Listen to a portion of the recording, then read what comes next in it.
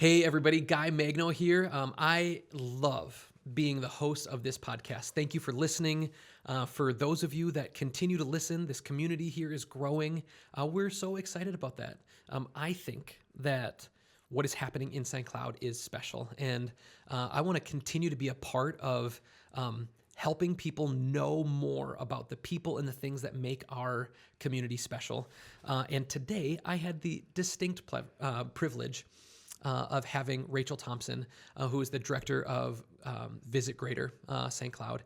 And that's what she does all day, every day for her job is she helps tell the world more about St. Cloud.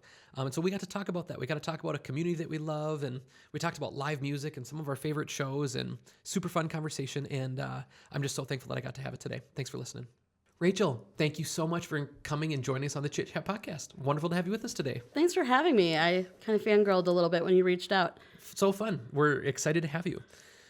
So fun little thing for our listeners about this podcast. Rachel and I were texting earlier today about a different thing.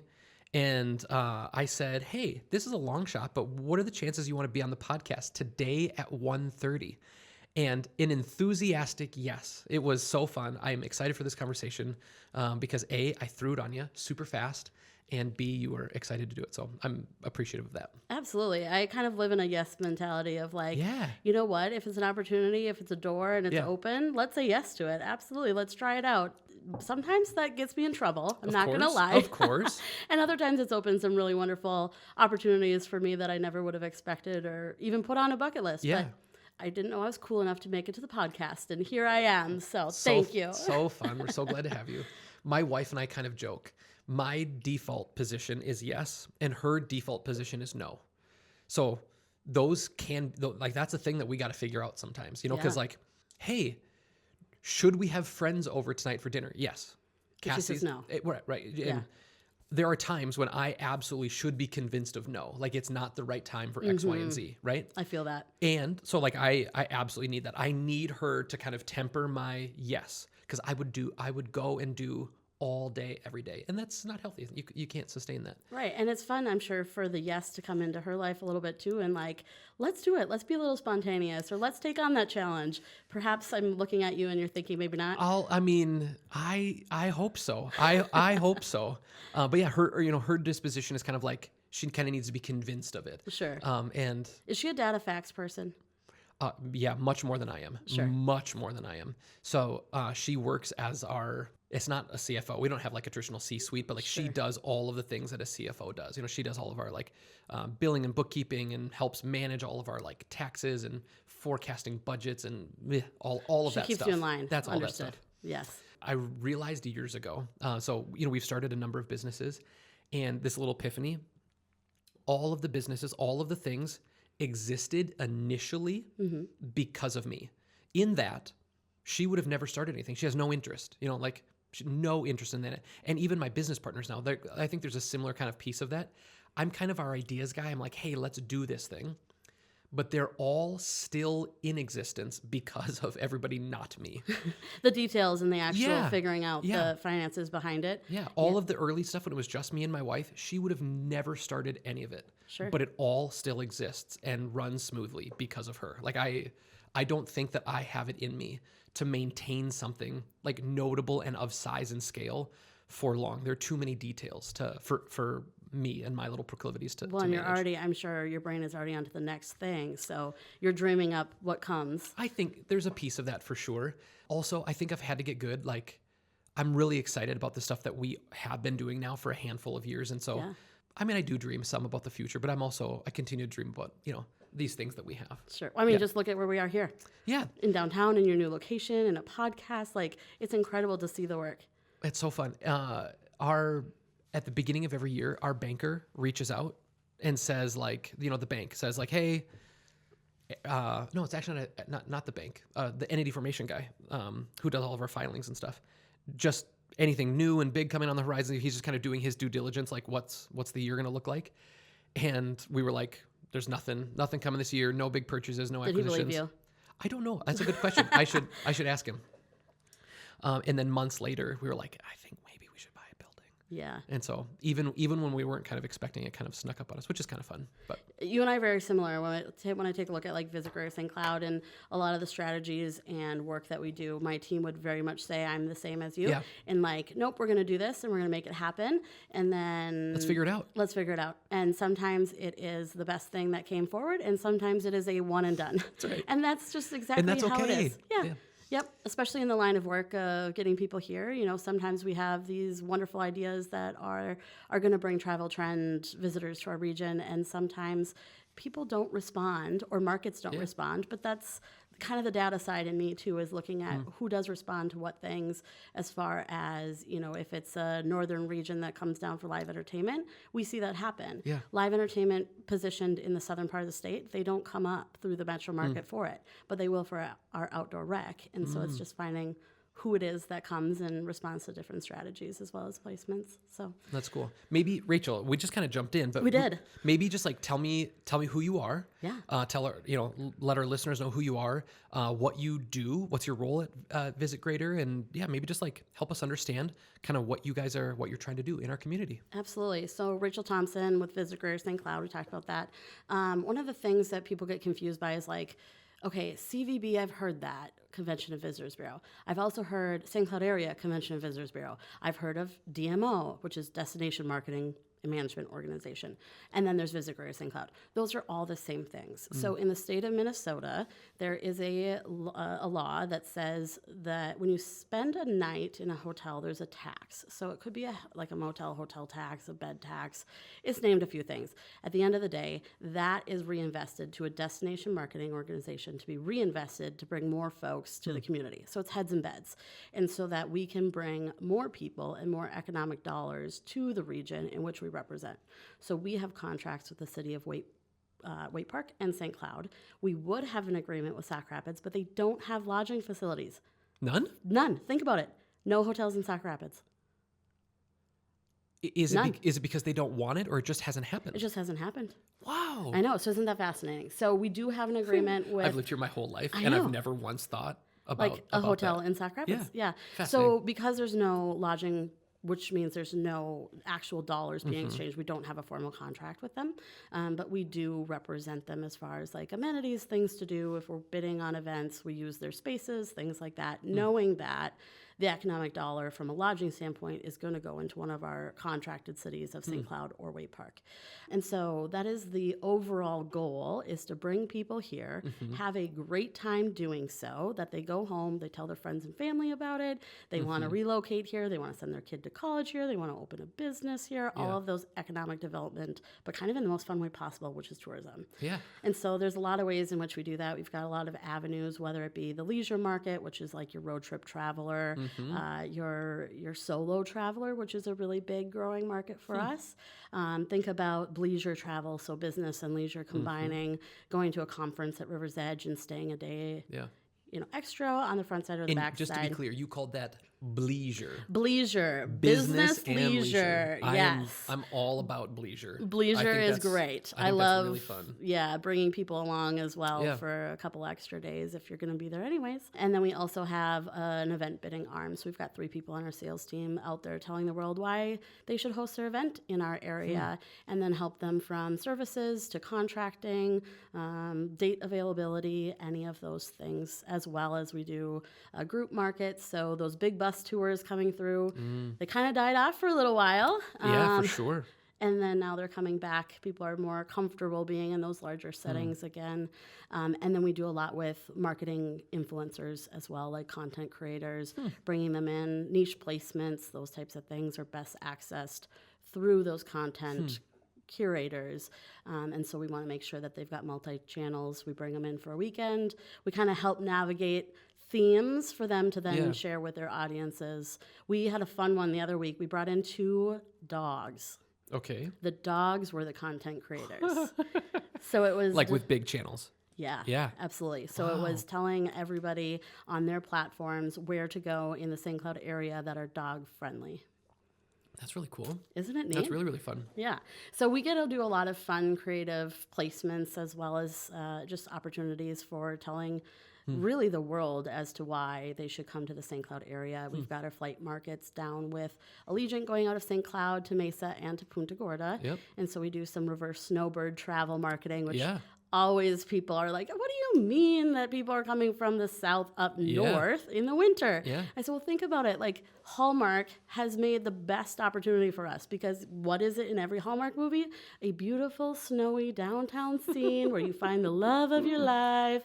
And you can get that in St. Cloud, whereas, Florida and Arizona, not so much snow. And isn't the reverse snowbird thing also like Arizona and Florida are so brutal in the summer, and our summers are more temperate, and we have the lakes and stuff like that. And so people are coming up who are naturally from those places just get to some like spend reprieve. in the summers. Absolutely. Yeah. Yep. And then like the fall colors, they're not used to seeing those change. So whether it be ice fishing or snowmobiling or any of those winter experiences that they really wouldn't get the opportunity, or like you say, some of those, harsher months of the year to come up. So in a nutshell, that's kind of what Visit Greater St. Cloud does. We're a team of 7. We are largely funded through a tax structure to be able to reinvest in our community. Just in our meetings alone, we see a 6-time economic impact from funds that we receive that get reinvested into the community. And really, at the end of the day, it is all about trying to get local businesses money and revenue to their bottom line. Yeah, that's neat. I mean, I'm from the area, so I maybe have my own kind of. You don't often think of your town in a tourism kind of way because I just have been here forever, right? So I don't often think about that. But if I was going to guess the things that are kind of like big draws for our area, I maybe could I could guess or speculate.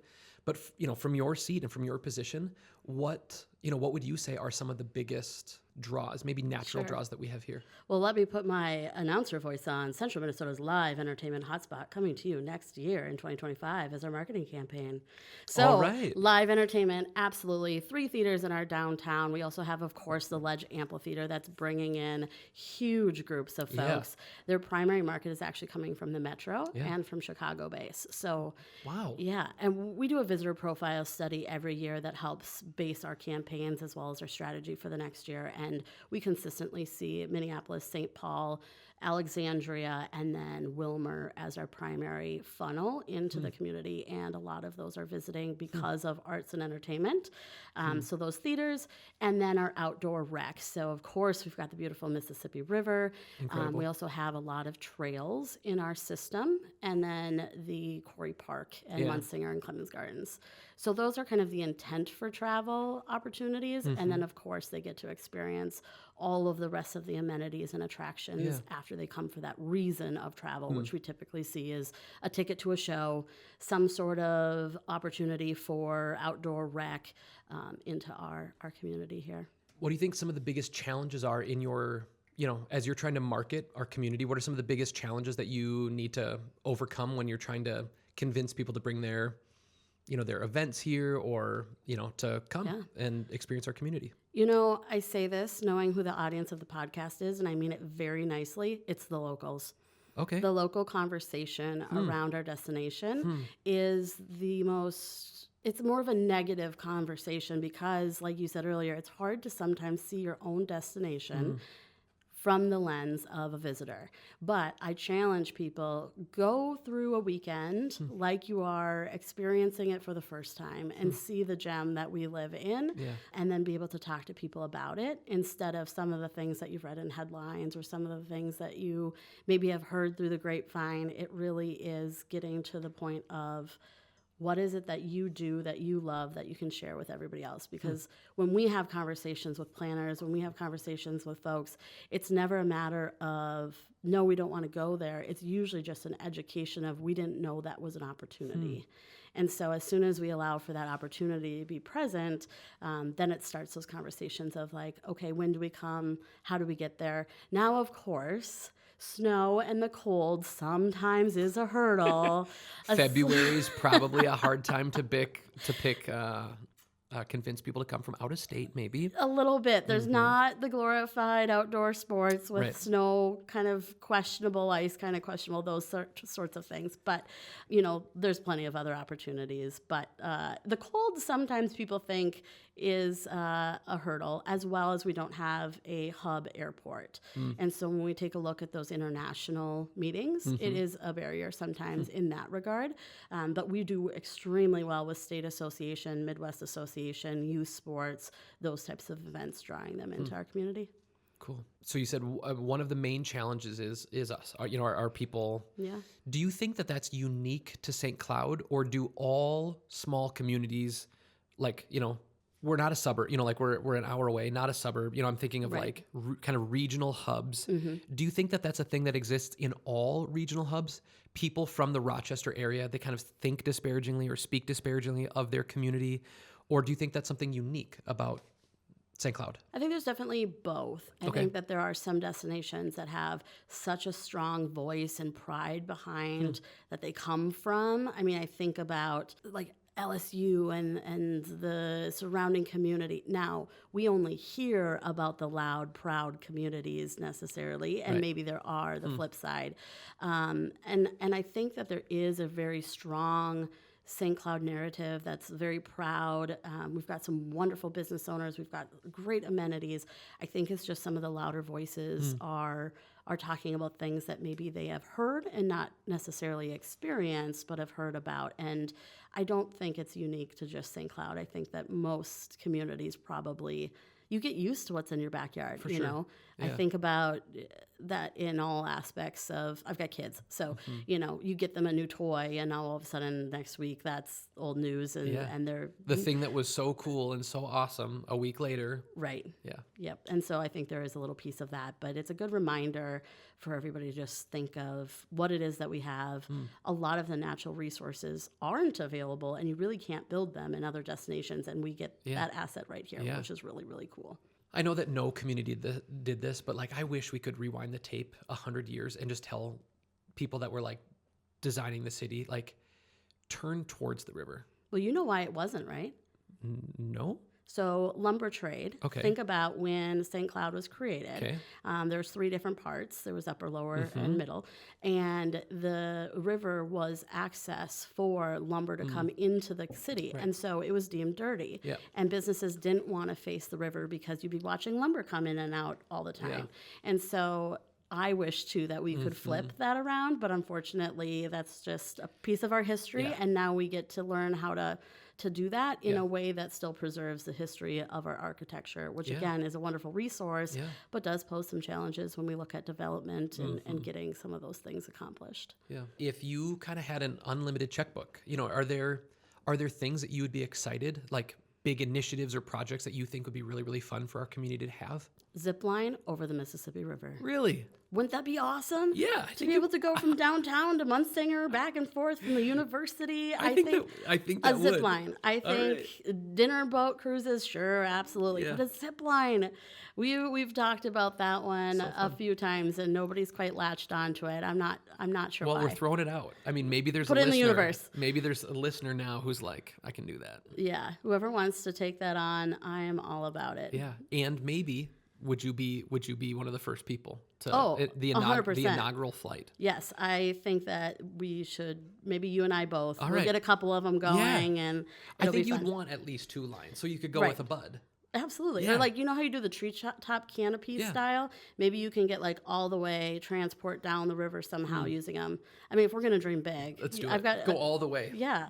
So that would be one. Another more maybe tangible would be a walkway system that's easier accessible between Lake George and downtown. For getting folks back and forth. That's such a great asset in It's our gotten downtown. better. It feels like It it feels like it's gotten better in the last few years, but It definitely has. There's just still not a really great, easy, walkable way. So it's only a few blocks, but it's It is. It's a big few blocks. it is a big few blocks, and there's just, I think, a lot of opportunity to connect those in some sort of pedestrian-only bridge space. And it's been talked about, but it's a matter of a checkbook. So if you're writing a free checkbook, that would be another one of them. That's cool.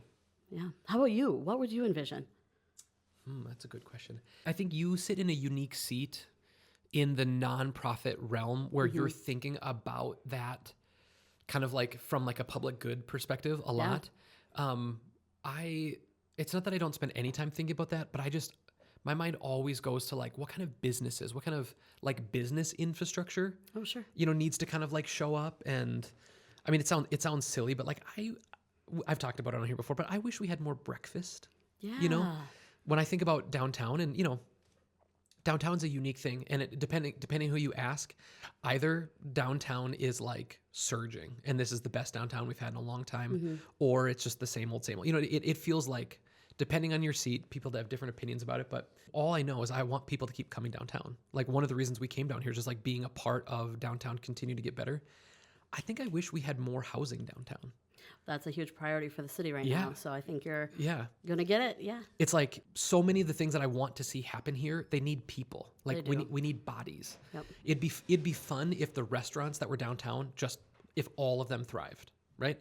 It would be fun if, I mean, every month or two there wasn't another announcement of a business closing downtown. It would be really, really great. And all of those things require bodies and people to be there.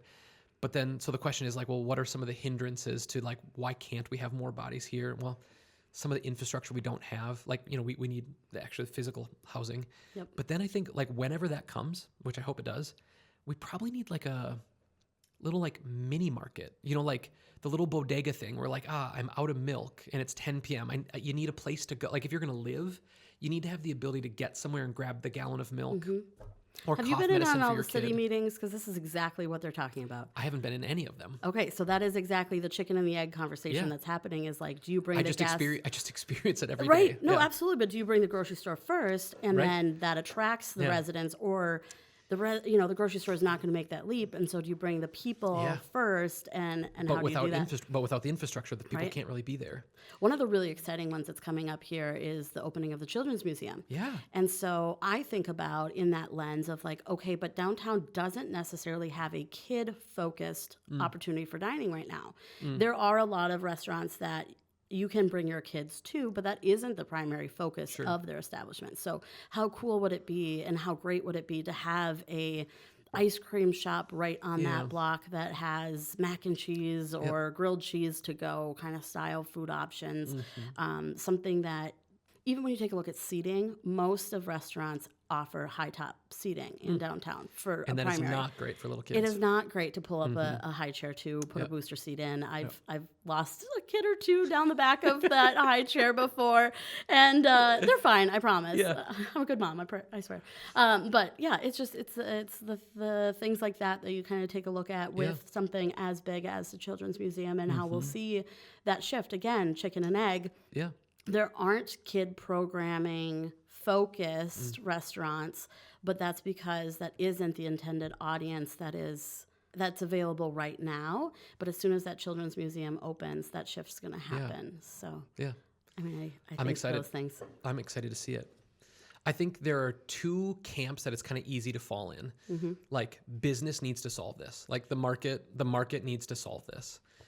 I think that's one camp. And then another camp is like the government needs to show up. Like the government needs to solve this problem. And I think both of them are alone. Both of them are faulty. Like we need more people working with more of our government officials and agencies to like, I mean, this is an issue and a problem that we're going to have to solve together.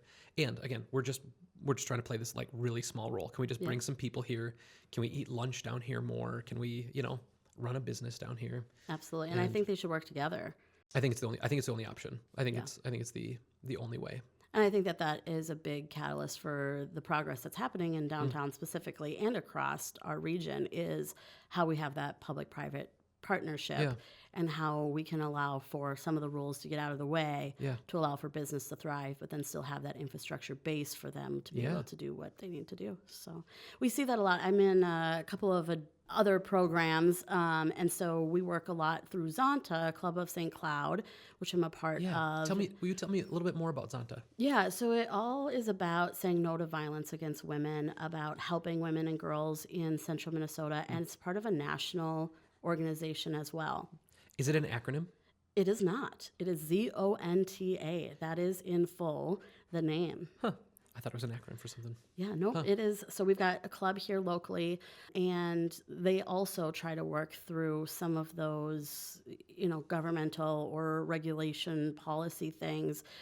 Ending child marriage is one that we went through recently. It's amazing that other states don't have any limitation.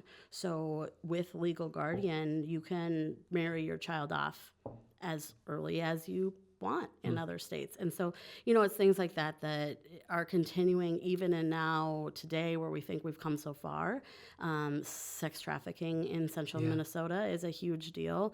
There's a lot of women that are unfortunately from a young age groomed into that. And so Zonta takes a look at how can we empower and support the women in our community, and then from a global level, how can we support some of those systemic changes that we really need to see happen. So that's kind of going back to the yes thing. Yeah. I've said yes to a few things that I never thought I would, one of which was the Dancing with Our Stars event. I was asked to be a judge, and I was like, yeah, that sounds great. I'd love to. And then I was sitting there at the end of the show, and I happened to say, if I'd ever do Dancing with the Stars, I'd want to tap dance. Well, I didn't realize that the person who finds dancers was sitting behind me. And so I got a call the next day, and they said, hey, would you be willing to be a dancer in our show next year? And I thought about it for a minute, and I wanted to say no. I'm not a dancer. I don't love necessarily being the limelight person, but I knew if I could dance for Zonta Club of St. Cloud, I knew I could raise some good funds. And if I could get our endowment for our scholarship program kicked off because of doing it, I knew I had to say Worth yes. it. Absolutely. And that's what we did. So now we're almost fully vested for our scholarship that goes to local women, non-traditional students, STEM, women in leadership throughout the year. And so it's just a matter of what doors and what opportunities and something in a very small way that an individual can make a difference. And unfortunately, there's still a lot that needs to be done in that line of work and with any line of work. But it feels good to have a little bit of movement as far as like what one club in St. Cloud can do for the whole. Sure. If your song came on, what percentage of your tap could you still do? I would say probably 80%. Wow.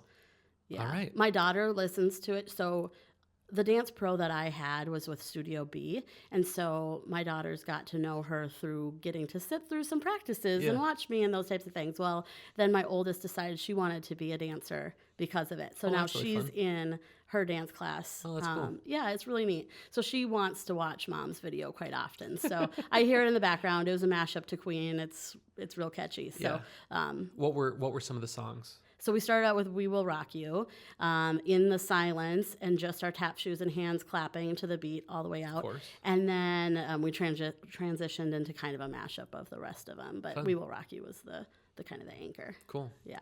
That's great. What do you think is next for St. Cloud? You've been about 10 years. How long have you been with Visit Greater? Yeah, I started. So this is actually kind of a fun story. So Julie Lenning, which I know was on the podcast before, was the director at the time when I was in college, and I had learned about what a CVB is. And I said, by the time I'm 50, I want to work at a CVB. So I bugged her, and I'm surprised she didn't kick me off or like put me on a do not contact list or something for how many times I reached out. I was working in the wedding world for a stint in college and then right after. And when you say wedding world, what were you doing? I was running events in a wedding space out in Hillsdale, Wisconsin, and then here at the St. Cloud Country Club. Cool. Yep. And then I said, one last effort. I'm going to reach out and see if she has anything available. And she did. And so I said, honestly, if it's scrubbing toilets, great, I'll take it. And so we met and we had a great conversation, and I was lucky enough to be hired. And that was with a services person or a kind of a sales assistant position. Services weren't included in that position at that time. We didn't even have a full-time marketing person. That is how quickly the industry has changed. Wow. Our front desk was doing some of our social posts for us, but that wasn't even a full-time position Yeah. in our organization. And so I've been lucky enough through some retirements in our office and being able to go from being hired on as an assistant to the sales team to taking on the services. Emily Bertram, who I know you've had on here, was then brought on as our first marketing manager, which was super exciting and really blew us into the next kind of realm of what we're doing. And then from there was another retirement, and I was moved into the sales manager position. And so I was getting to know the clients and bidding on and being able to sell why Greater St. Cloud is so wonderful. And then Julie had announced that she was going to take the position of president of the chamber. And so I said, this is kind of surreal. I thought I wanted to be in a CVB by the time I was 50. And here I am, a young buck, kind of fresh, pretty green, having all these opportunities presented to me. And then I said, I'm going to throw my hat in the ring. And through a pretty rigorous process, I learned a lot through just applying and thinking about what's next for the organization and where would I take it and what would I do. I was lucky enough to land the position as director. So really exciting. It is. Really, really exciting. Yeah, I've been there about 10 years, but I've been director for the last 3.5 or so. Cool. Yeah. It's just wild how the world works sometimes. From your seat as, a mouthpiece for our community and trying to call people in, what do you think is next for our community? What's coming for us in the next couple of years? If you had a way to see the future, what would you say? I would say expansion as far as just being known as the destination. So you think of where we're located, which is central in the state, which is really important from a sales perspective, because when we bid on events, we say, we know you see a higher attendance because folks are easier to get to your conference. Yep. And so in one way, that's really wonderful. In the other way, it's also easy for them to get home at the end of the night. And so when we look at especially Highway 10, you're heading up north for the weekend, you may stop in St. Cloud to fill up on gas. You may stop for dinner, but it isn't yet the place that's the end destination for a lot of the folks looking for that northern weekend getaway. Yeah, and so we really are focused on changing that narrative that there is opportunities in Greater St. Cloud for that end destination, especially along that Highway 10 corridor, to stop, to stay the weekend, and then, maybe extend your stay, those types of things. So from that standpoint, really looking at that Highway 10 corridor with the space shuttle, that's another really large opportunity. There's a behind-the-scenes crew kind of looking at plot development, land development, those types of things. I'm excited to find out where that thing lands. All puns intended. Yeah. And that could be a really huge opportunity for us with the airport as well changing hands. If we can get a couple additional hub flights, a flight to Chicago, something like that, that would be a game changer for our region. I would love a flight from here to Chicago. I would too. That would be incredible. Yeah. It was many moons ago. Yeah. There was one, and they didn't have the ridership. And so all business decisions, right? But it would be great to see that come back, and that would change the landscape for sure. And then we just have, expansion as far as development of resources and changing some of those plot developments for usage. And so we can see some expansion there. The Ledge Amphitheater is going to be another one to watch. Again, all puns intended on that one. The shows that they're bringing in are national acts, and they're only getting bigger and better as the season goes on. They've already announced one, which is Goo Goo Dolls for next season. And so I'm excited to see what else. I don't get insider access on that. I wish I did. I wish I could say, these are the ones to be excited about. But I'm just excited along with everybody else to get those out. Yeah. And then run Spotify ads and adjacent to be able to push that marketing out there. Yeah. I've been blown away by some of the, when I hear about some of the bands that are coming, I'm like, this feels like this is the kind of band that would only show up in Minneapolis. And here we are in central Minnesota. Yeah, right. That's where I look at. It's the Red Rock market. Some big venue. And they're coming here. It's cool. And the venue is so cool. It's unbelievable. Yeah, the fact that you've got a quarry right there and Martin Marietta, and then you've got the amphitheater and concessions. And I love that they're bringing food trucks from a local perspective in. I think they do a fantastic job, and I'm excited to see what's next for them. What was your favorite show?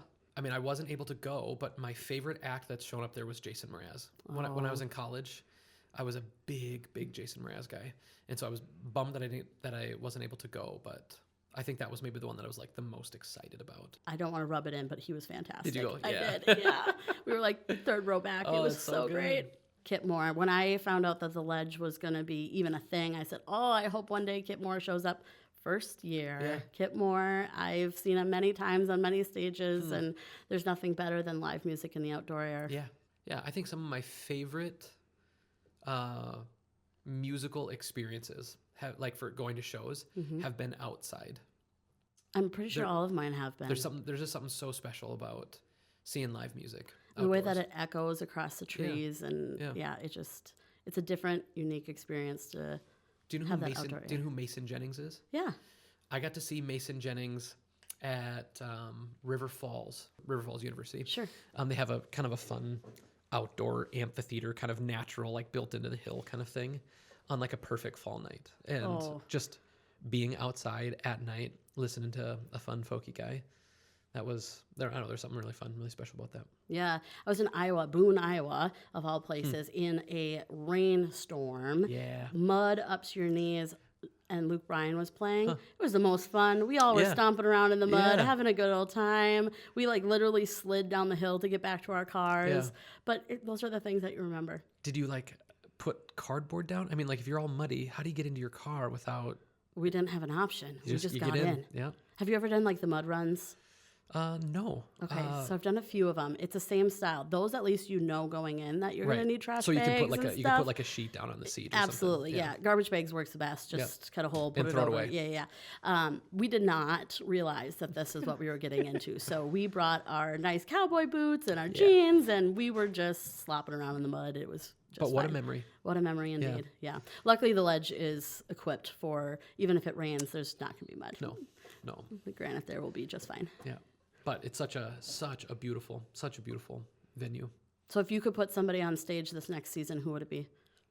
Anybody? Anybody. I'd put Coldplay. Coldplay. I would put okay. Coldplay on that stage. Again, I think that might be too big. But yeah, I think two of my very favorite shows that I've ever seen are Coldplay shows. Sure. Particularly Chris Martin. He puts on a show kind of unlike anything I've ever seen before. Yeah. The level of energy that he brings to it. And I've heard him talk about it before that when he performs, he is performing for the person in the very back row. I love that. It's their first time seeing him. The ticket was expensive. Mm-hmm. And not only that, but they needed to get a sitter. You know, like it was an expense, and they had been waiting maybe months for this thing. Whereas the person in the front row, this might be their 20th show, you know, like the very expensive ticket up front wasn't expensive to them. And he just said there's something about the person that like sacrifices so much to come and be a part of that. He just feels this like moral obligation to give to them something unlike they have ever experienced before. And so when he goes into every show, even after on a long tour, he's just thinking about like, this is somebody's first time ever seeing me. And so am I going to give to them the thing that they deserve? Well, and what a way to go into a profession. Yeah. I mean, that is, Everybody, making a livelihood. everybody should do that kind of thing. And he could stand up there and say, you know, they chose to be here. Yeah, I'm going to give them what they want. You're lucky you know? to have me. But to have that mentality, and that's such a neat thing. Yeah. Have you ever seen them? I have not. Yeah. No, but now I want to. You should. They're incredible. They have a new world tour, but no dates here, sadly. Not yet. Hopefully. Yeah. How about you? Who would you put on the Ledge Amphitheater?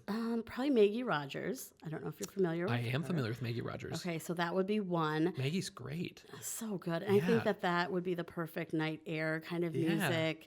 Not mosh pit style. Like, that's not the artist vibe, but I think that would be just like the perfect venue for her.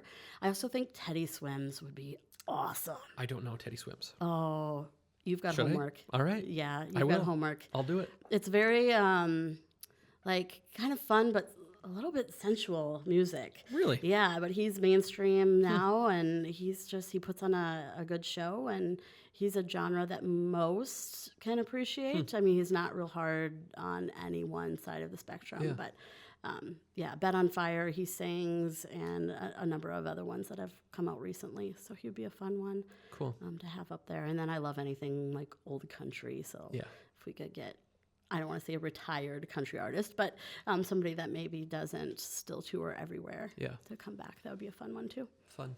Well, sweet. Rachel, I'm so thankful that you came on the podcast, and for sure in the way that you did, just being willing to jump in at the last minute. That was super, super sweet. We close all of our podcasts with an unpaid ad. Is there someone, something, or some idea that you think deserves a little plug today? Ooh, there's so many businesses that I would love to say. I don't have the time to say them all. Right. And so we talked about it a little bit earlier, but I would love to make a plug for the Children's Museum, the Great River Children's Museum, and what they're going to bring, what they're doing, what Cassie Miles and her team have envisioned, and the intentionality behind the work that they're doing. They could just focus on opening a children's museum, and they're doing so much more than that. They're thinking about how does it not only access the community that it resides in, but really central Minnesota, and how does it help kids from all backgrounds be able to play and experience that together. Cool. What a good one. My unpaid ad is for a little camera system called an Instax Mini. I absolutely love. Have you ever used an Instax Mini before? Haven't. It's basically like a Polaroid. You know, it prints out the little photo. Yeah. As a professional photographer, I take pictures on big, giant, expensive cameras all the time, and expensive lenses. And, you know, when it's your profession, you've got like kind of this rigmarole. Right. The problem when you're using a big, expensive camera is that like it kind of needs to be a good photo. There's something about when the equipment is really, really good, you have to kind of like overthink it. And like, how do I make sure that this photo is really good? With an Instax Mini, I mean, the camera is like less than $100. It's great. It's really kind of a piece of junk. Okay? Yeah. But because the camera itself doesn't really allow like quote unquote good photos in the kind of way that a big, fancy, expensive camera does, the thing that gets to shine is actually just the picture itself. Like, it's weird to say, but the reason that you take a picture with a camera like that is you want to remember like a moment. Yeah. And no one looks at it and kind of judges like the quality of it because it's not supposed to be good. Sure. So if it's not supposed to be good, it's just supposed to be a memory. And so it allows you to just like take the photo. Take just the like photo. when you were a kid and Yes. you got that camera that Yes. was a disposable and you just took the photo. Yeah. I wish we could all just take the photos Yeah. more. And so if you're a professional photographer or even an amateur or anything, just like go get one of these little cameras. They're less than $100. And there's just something about like when you see that thing printed out, you don't think about the quality of the photo. You think about like the time and the moment. Is that what you use for some of the photos that you've taken for the podcast? It is as soon as we're done here. I mean, in about 20 seconds, I'm gonna take a photo of you. Well, I'm excited to see this in action. Yeah, I'm a big fan. So you should go check them out. I mean, we can.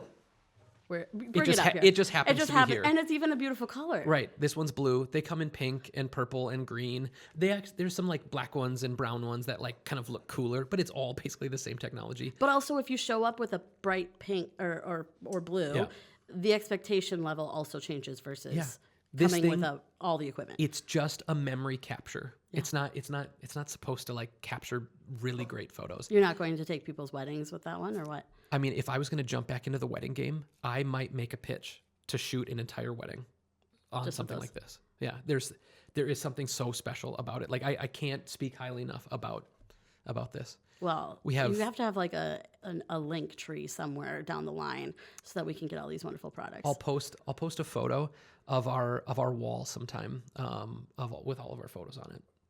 Not the podcast guests. Like just at Switchboard we have just a giant pile of memory photos, and it's super fun. It's some of my favorite photos that I've ever taken were on less than a sub $100 camera because it just reminds me of that moment. So that's my little plug. I love it. That's so great. Rachel, what a treat. Thank you for coming. I feel like our little worlds have they've been adjacent to each other for such a long time. We've kind of both been professionals in central Minnesota for about the same amount of time. And the fact that this is kind of the first real conversation, I'm surprised that it kind of took this long, and I'm excited to meet you and get to know you a little bit. And I appreciate the really good work that you're doing to continue to be a megaphone for this community that is so special. So it really is special. Thanks for all of your work. Thank you. I appreciate, and I hope that this is the first of many conversations. I hope so too. Really, really nice to meet you. And cheers to delicious coffee. Yeah, cheers.